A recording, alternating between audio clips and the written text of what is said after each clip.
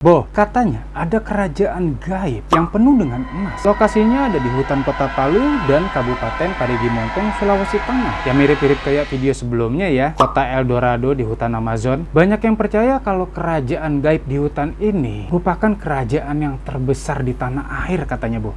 Namanya adalah Kota Wentira. Kayak apa sih Kota Wentira? Ikuti terus video ini sampai habis.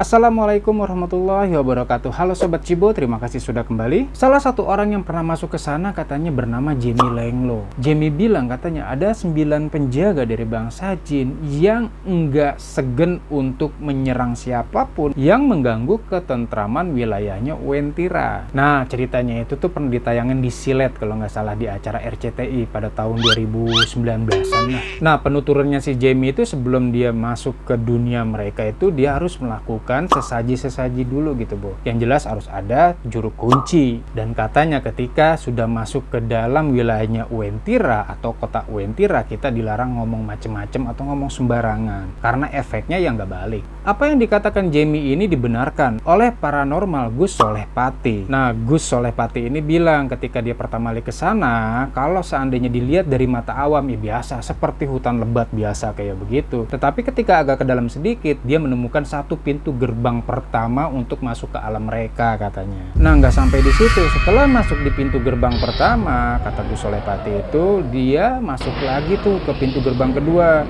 Jalan ke dalam sedikit, masuk lagi ketiga. Kalau nggak salah itu ada 7-9 pintu gitu katanya Gus Solehpati. Nah, Gus Solehpati juga bilang kalau warga Wentira itu sering ditemui oleh warga setempat atau penduduk setempat itu di sebuah tugu yang berwarna kuning yang disebut Tugu Kuning. Kenapa kuning? Karena warna kuning merupakan ciri khas dari kota Wentira. Ya identik dengan emas kan, Boh. Ya kalau kalian sempat ke sana nggak cuma ngelihat tugu berwarna kuning sih. Ada beberapa rumah yang punya nuansa atau pattern yang sama dengan warna kuning. Tapi juga kalau kalian orang awam terus berencana untuk pergi ke sana, tokoh adat setempat itu melarang kalian itu pakai baju kuning. Ya khawatirnya kan disangka penghuni sana ya, Boh. Kemudian tahu-tahu ditarik aja ke dunia sana tanpa diketahui sama kuncen atau ketua adat di sana. Ya nggak balik. Nah, konon menurut orang yang udah pernah ke kota Wentira tersebut, mereka ini secara fisik itu bentuknya sama dengan manusia, Bo. Punya kehidupan, punya peradaban, dan berkoloni. Begitu katanya. Hanya saja penduduk yang ada di sana itu ada satu ciri khas yang tidak bisa disamakan dengan manusia, yaitu garis tengah bibir.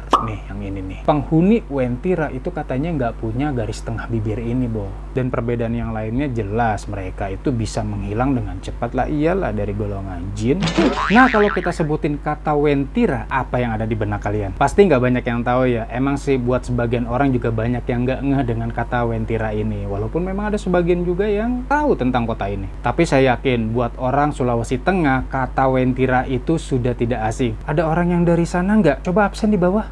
Tapi, Bo, buat ngebela orang-orang awam kayak kita nih, soal misteri-misteri seperti itu, orang Sulawesi sana juga belum tentu semuanya tahu. Karena emang banyak misteri-misteri yang belum terpecahkan sih, Bo. Salah satunya ya kota Wentira ini. Wentira berasal dari kata ngata Wentira, yang berarti kota tak kasat mata atau tak terlihat. Konon kabarnya kota gaib itu ada hubungannya dengan pemerintah kolonial Belanda, di mana keberadaannya itu ditandai dengan adanya jembatan buatan Belanda, Bo. Jembatan tersebut menjadi proyek besar jalan di bagian leher Pulau Sulawesi atau yang biasa disebut dengan Jalan Trans Sulawesi. Proyek pembangunan jembatan Wentira, adapun pengerjaan jembatan diresmikan oleh A.C.D. de Graaf selaku Gubernur Jenderal Hindia Belanda pada tanggal 19 September 1927. Hal ini diketahui dari catatan dokumen Onder Afdeling Paloe yang menunjukkan jembatan kayu di Wentira dikerjakan oleh orang Tionghoa pada tahun 1933. Ya memang sih nggak ada karya ilmiah ataupun sumber terverifikasi lainnya yang bisa cerita soal Wentira ini, Boh. Lebih-lebih kalau ditelusuri dari peta, Uwentira ini sebenarnya hanya hutan lebat biasa. Daerah ini dikelilingi sama pohon-pohon besar gitu yang tumbuh di pinggir jalan dengan batangnya yang putih berbentuk besar. Ada juga beberapa yang cenderung lurus dan menjulang tinggi sih. Dan cerita tentang Uwentira ini hanya berkembang dari generasi ke generasi dari penduduk lokal sih, Bo. Hingga kononnya nggak ada tuh yang berani nebang itu pohon sih sampai sekarang. Nah, di antara hutan-hutan yang lebat dan sepi itu ada nih jembatan yang nggak terlalu panjang, Bo. Terus setelah jembatan itu ada jurang dan sedikit mengarai gitu, dan itulah tempat yang dipercaya pintu gerbangnya alam gaib Uwentira. Nah, konon juga dari mitos yang berkembang, ketika seseorang udah masuk ke kota Uwentira, dirinya itu akan terombang-ambing antara dunia nyata dan dunia gaib. Nah, karena memang ini adalah dunia gaib, makanya nggak sembarang orang bisa masuk ke sana, Bo. Hanya orang yang punya kemampuan lebih lah yang bisa masuk ke sana itu. Atau bisa jadi kalau seandainya dia tidak punya kemampuan lebih tapi dia masuk ke sana atau bisa masuk ke sana itu dianggap sedang sial. Nah, konon juga katanya kota Uwentira ini merupakan kerajaan gaib dari bangsa jin, Bo. Di kota ini banyak menyimpan harta karun katanya. Dipercaya juga bahwa kota di Uwentira ini semuanya berlapis emas. Bahkan ada kerajaan yang murni emas seluruh bangunannya. Dan dikatakan juga kalau kota Uwentira ini punya peradaban dengan kemajuan teknologi yang canggih, Bo. Sama lah seperti peradaban manusia, cuma lebih canggih mereka katanya. Nah, seandainya ada orang yang bisa masuk ke sana meskipun dia punya kemampuan khusus secara batin, tapi dia tidak boleh mengambil emas yang ada di sana katanya. Karena itu merupakan pantangan. Ketika dia sudah mengambil emas dari sana, niscaya katanya nggak bisa kembali ke alam nyata atau ke dunia manusia. Nah, dari berita yang banyak beredar, ada juga nih dari orang-orang sana atau penduduk setempat itu yang sudah menyaksikan sendiri untuk masuk ke sana. Bahkan katanya ada yang bisa keluar masuk. Wallahu alam sih, Bo. Kalau kalian hobi atau paling tidak pernah lah nonton itu tentang jejak-jejak misteri yang ada di Trans 7, pasti kalian kenal ya dengan salah satu host yang juga merangkap sebagai produser dari acara tersebut, Bo. Namanya Bang Ali Taba. Bang Ali ini cerita kalau dia pernah masuk ke kota Uwentira tersebut. Saat itu memang ada sebuah target untuk menelusuri atau mencari asal-usul misteri dari kota Uwentira dari acara tersebut. Nah, ketika di sana dia menemui kuncen atau juru kunci yang ada di sana, Bo. Nah, dari kuncen inilah maka Bang Ali Taba itu bisa tahu apa itu kota Uwentira dan bagaimana cara masuk ke sananya. Setelah ngobrol ke sana ke sini, akhirnya Bang Ali Taba mengutarakan nih kalau dia ingin melakukan eksplorasi ke kota misterius tersebut. Nah, akhirnya si kuncen ini memberikan petunjuk tentang pantangan-pantangan yang tidak boleh dilanggar sama Bang Ali Taba. Setelah disebutkan beberapa pantangan tersebut, kemudian diberikan topoksi atau kiat-kiat bagaimana cara dia kembali, mulailah nih Bang Ali Taba ini diajak ke lokasi. Nah, setelah sampai di tujuan, maka Bang Ali melakukan meditasi atau kontemplasi istilahnya. Setelah melakukan kontemplasi atau meditasi secara fokus, gak lama tergambarlah kota Uwentira yang selama ini dicari-cari oleh orang. Kata Bang Ali, kota itu punya panorama yang bagus, Bu. Punya panorama yang menakjubkan. Nah, sebelum kita bisa masuk ke kota tersebut, kita harus melewati sebuah jembatan nih. Jembatannya juga terbuat dari emas atau istilahnya berwarna kuning emas lah. Entah itu terbuat dari emas atau bukan ya. Kemudian Bang Ali juga mengatakan bahwa di sana juga ada lampu-lampu berjejer dengan indah, Bo.